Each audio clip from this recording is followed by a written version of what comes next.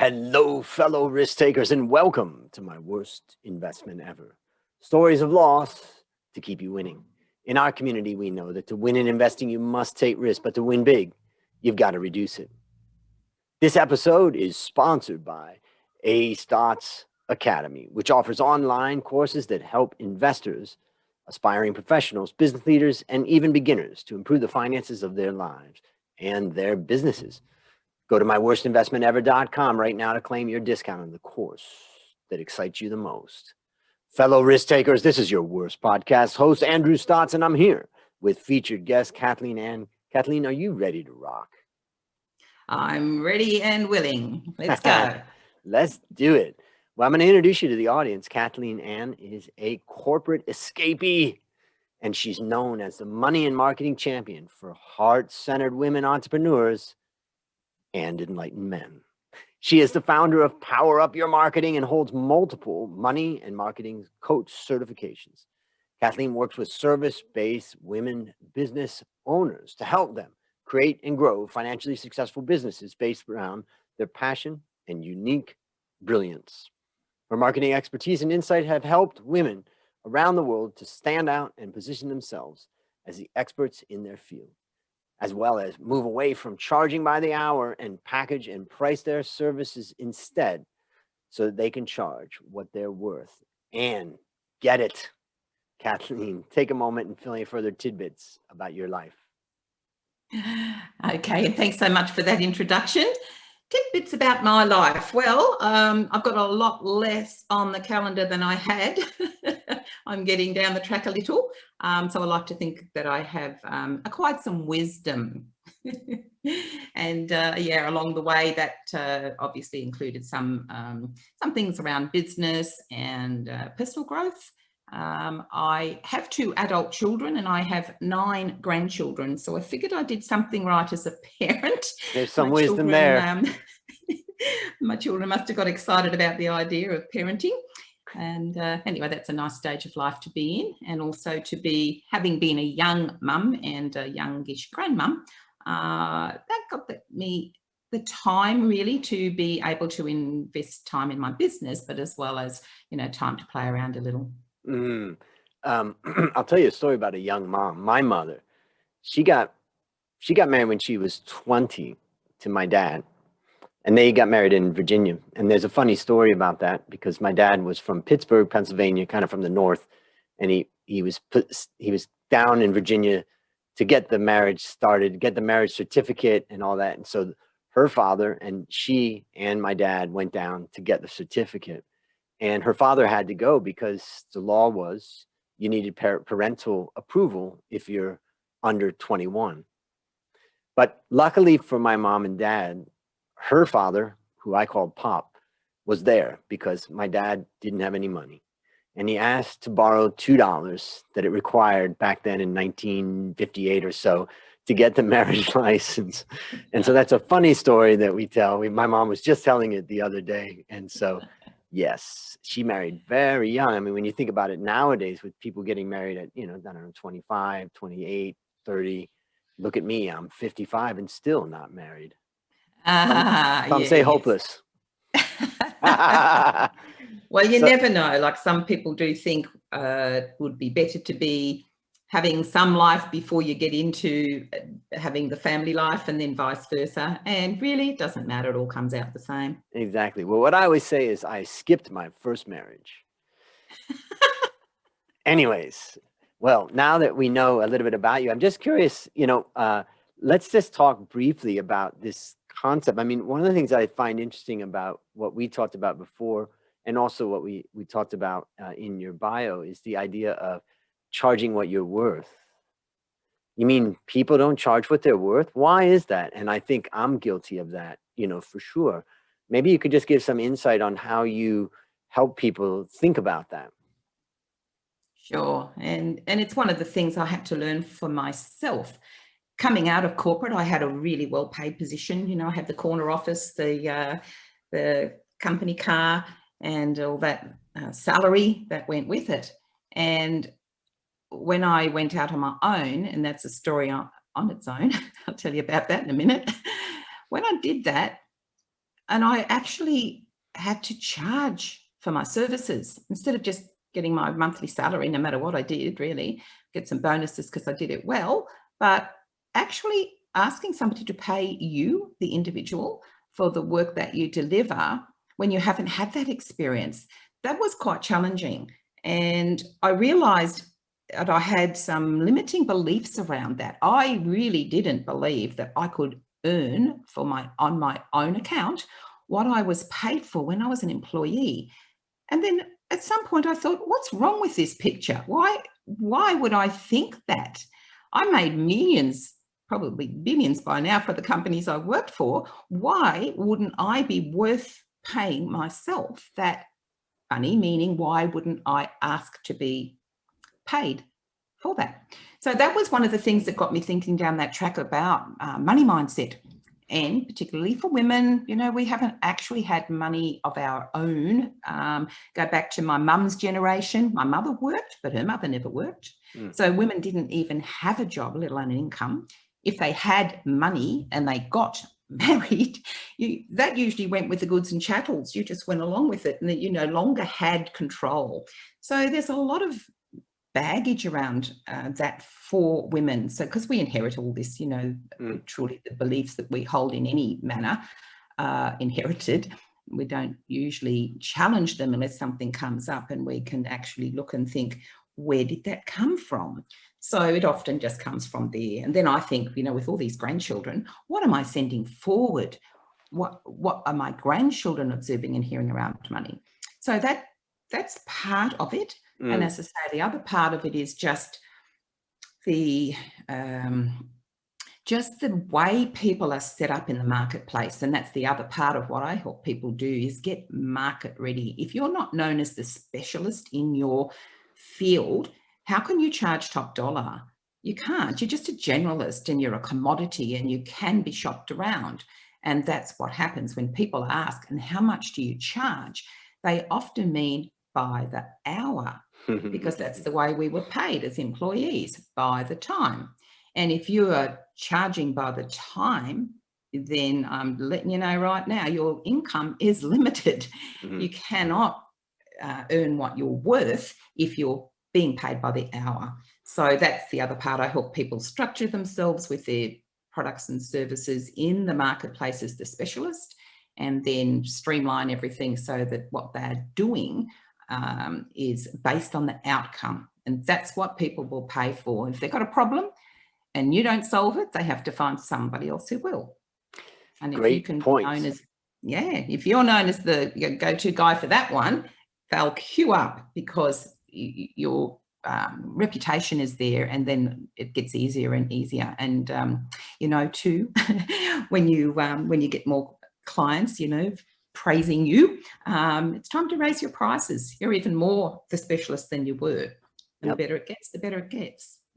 It's you know, the thing you're talking about made me I gave a speech in Indonesia, and I talked about an online course that I teach about how to start building your wealth, investing in the stock market. And there was a group of young people that came to corner me at the end of it, and they said, we don't understand why you gave away, you know, everything in this course, or, you know, why would you do that, you know? And I said, knowledge is almost worthless these days.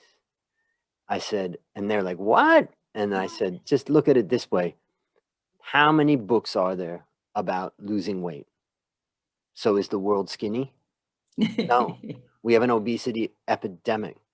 It is the transformation or the outcome that really makes the difference. So information is part of it, and knowing the path to go is part of it, but helping people get down that path is what people really will pay for. I know I will pay for it, and I think everybody listening would pay for that. And the quicker the better. Yeah, I mean, if you can help me to avoid the mistakes that you made along the way, you know, that's so valuable. So yeah.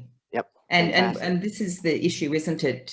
To be aware that there's so much free stuff on the internet, and that's what people say, you know, they could buy a book, they could do this, they could do that, but it won't solve their problem. And really what they're looking for is that, as you say, that expert who's can take them down that path. Great.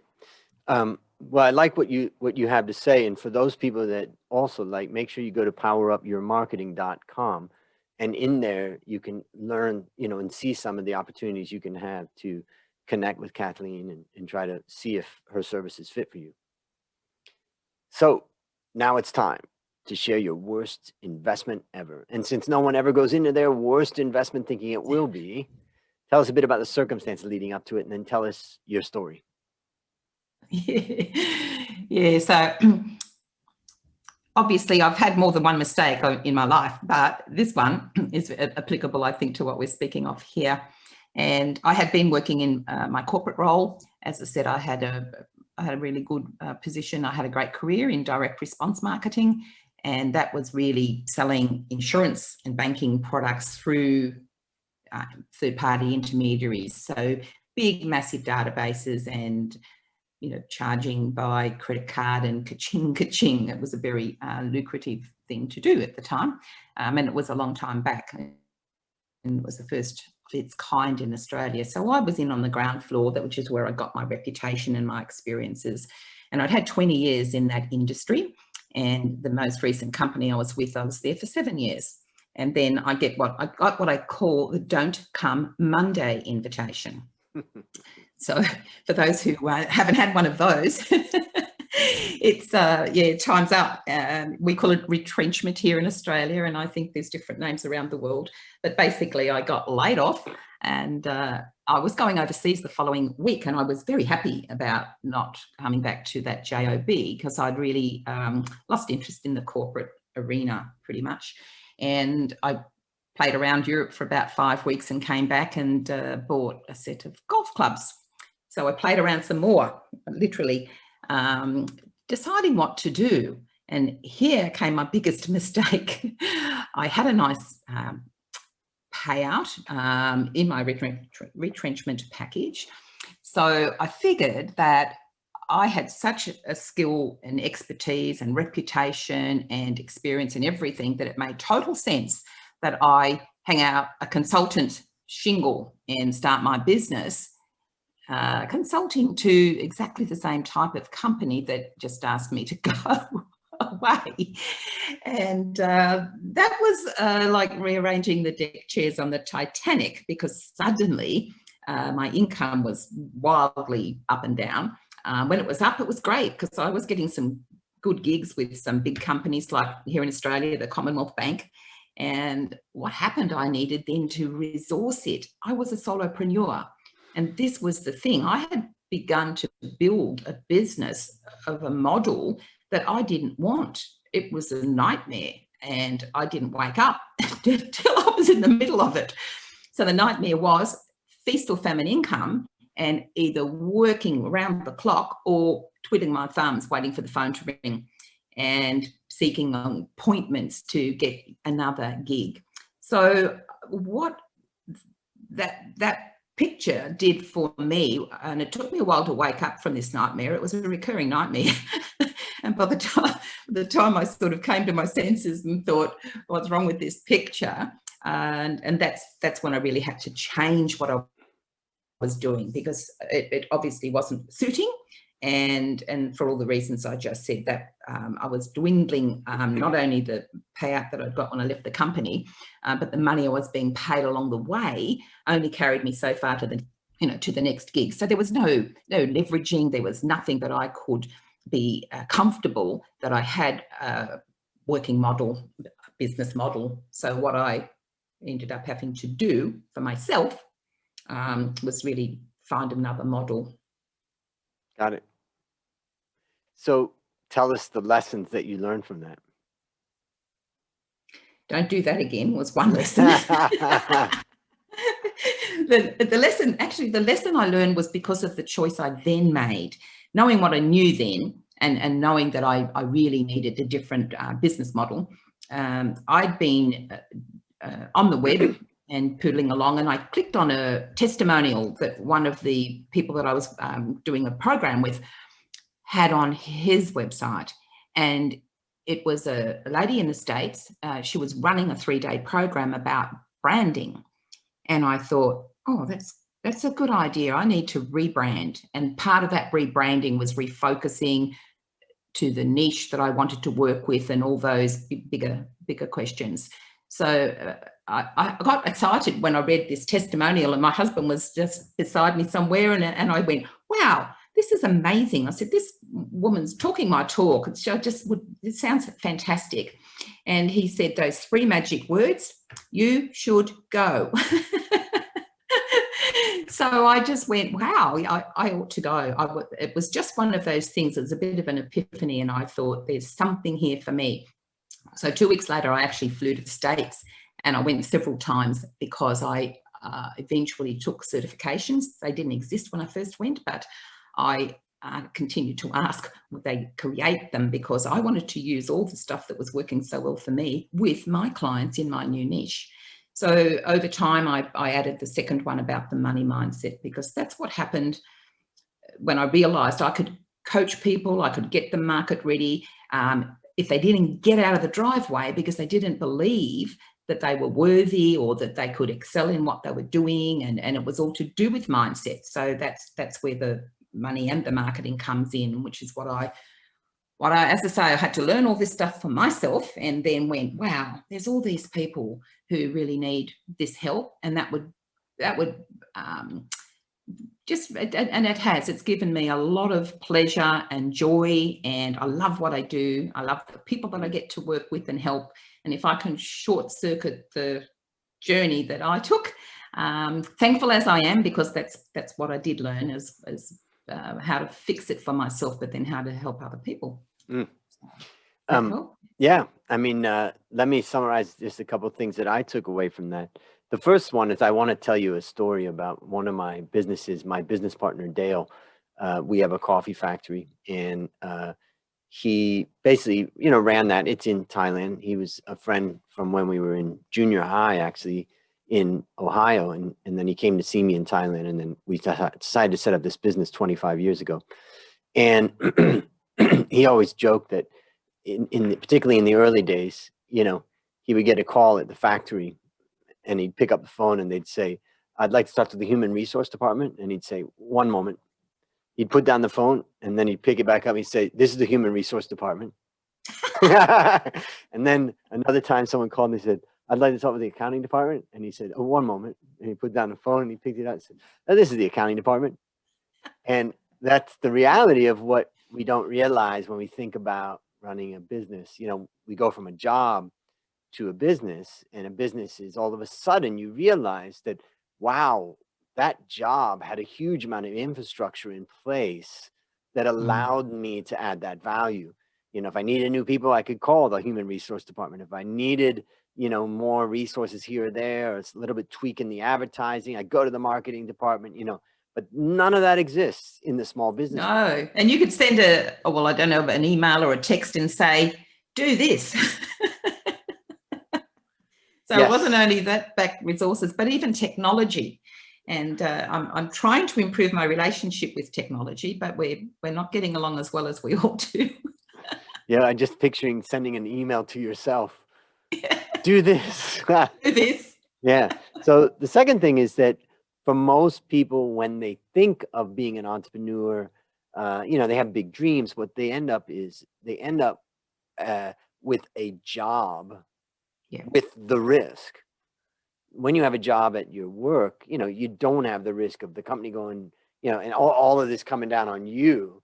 You're just an employee, but all of a sudden sometimes you end up in a situation where you're an employee of your own company and you're bearing all the risk, and you're living the same, lifestyle as. Nothing changed, except you're now the one at risk, as you say. Yeah. That's so true. And I think, particularly if you get into the stage where you take on employees, then you've got that responsibility on top. That's why I wanted to be, and still am, a solopreneur. I outsource things, and I love people, but I don't want to manage them. I manage my corporate career with a VA, and I brought temps in and ran my big campaigns, and then sent them off, got them back next time round. So I knew that I didn't want that structure, yet I still went down that rabbit hole because I didn't really know or think about it. And I created a business that needed all that structure. Yep. And originally. we're seduced. We are seduced at times. Now, I want you to think about, and for the listeners out there, I want you also to be thinking about this. I know that a lot of the listeners are in jobs. They may not be satisfied with those jobs. They may know that, hey, it's a tough time. I may lose this job. And they get it in their mind that they want to start their own business and they're going to just leave corporate, and they don't realize the realities that you've taught us today. So I'm going to preface this with that, but here comes the question. Based on what you learned from this story and what you continue to learn, what one action would you recommend our listeners, meaning the people I just described, take to avoid suffering the same fate? I wish somebody asked me that question back then too, Andrew, because had I thought about that, and I would say to them now, as I wished I was told then, is find somebody who has done what you want to do, has the type of business that you want to have, and hire them to help you. Pay now or pay later. That's what I learned, because I paid all along the way trying to resolve the issues I came up with until I finally, and if you are not prepared to invest in yourself, then stay in your job. That, I'm sorry if I've given you two tips there, but you have to invest in yourself. And when I was in corporate invested in me. They sent me for all sorts of training and different things that with their budget, and personal development stuff as well. So you must do that for yourself if you're going to maintain the right really to run a business, run your business. So find somebody who's done what you want to do, talk to them, and if they are willing and ready, hire them. Yeah. I wrote down something. It's a little twist on what you said, and that is pay now or pay now and pay later. You can pay now with low sales, and you're going to do it on your own. Oh, and if you survive, you're going to have to pay later. Have to pay anyway. Yeah. And the thing I think people don't realize too, Andrew, is that, if you go to university, you have to pay for all of that. And then you have to do whatever you're going to do. It might be a job or it might be a business, but you do have to invest in yourself. Unless you, back in the day here in Australia, it used to be free, but now they hit you up with all sorts of penalties and financially you're behind the eight ball before you start. But that's what you're doing really when you're investing in building a business like that. You're investing in yourself and your future. And it's the lost opportunity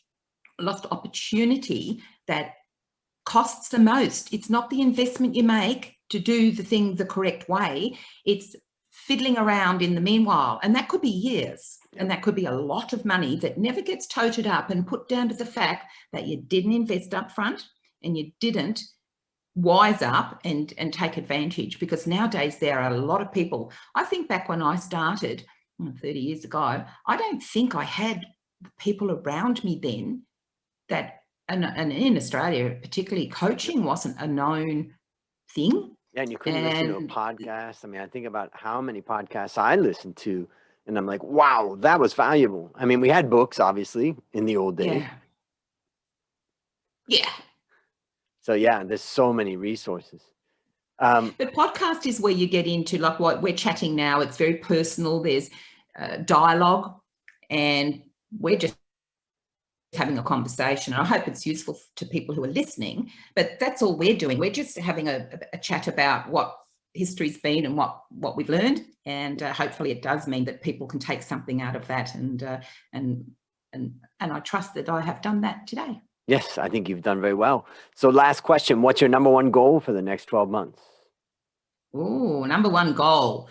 So, well, I'll tell you the little quick story about back in the day when I was in corporate and they gave me the Don't Come Monday invitation. And I said to them, okay, I'm happy. Thanks for the money, honey. I said those exact words. My immediate report was getting a bit teary. And I said, I'm not unhappy. I'm very happy. So I said, thanks for the money, honey. I'm out of here.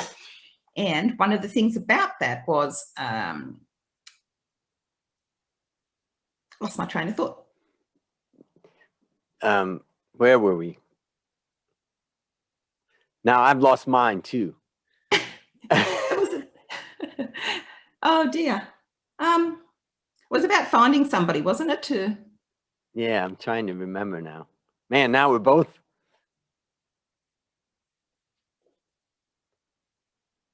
Well, we may have to come back to that. I'm sure we're going to get that by the time we get to the end. So the next 12 months, what we were talking about is we were saying that, you were telling the story about, what was that? Because you told me earlier. Now we're both stuck.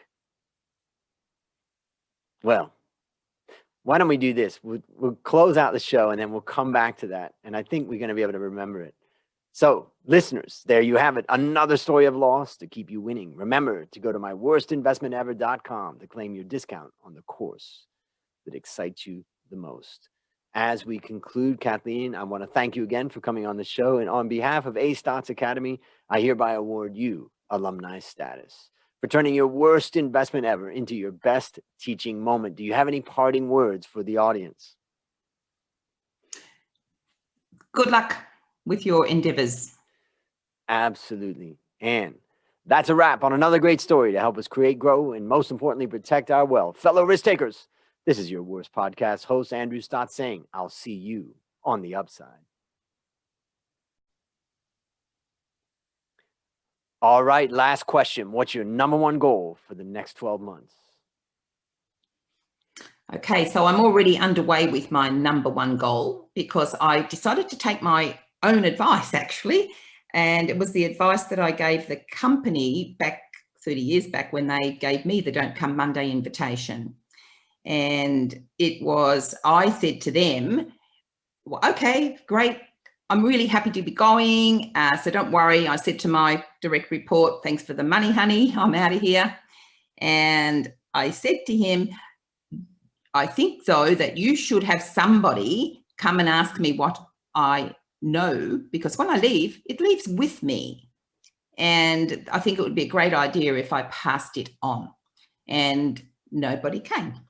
So I reminded them before I was leaving that I'm leaving, and I'm leaving with all that intel, all that 7 years I've been here, and the history and a lot of things there. You know, there's stuff written down, but nobody would read it. They would have tossed it out probably, but nobody asked me. So recently, when I was thinking, as I said, I'm getting down my career now, and I thought, you know, all this 30 odd years I've been in business for myself, and what I've been doing the last at least 12 years in this phase of my business. And I thought, I need to put this somewhere. I need my intel out of my head into a process or a program where I can help more people. And that's what's underway now. It'll be launched before the end of the year. And it's an online program that has me involved, but where I can have a one-to-many offering and people can learn and go through that at their pace, but I'll be pushing them all the way because there's no time like the present. Fantastic. All right.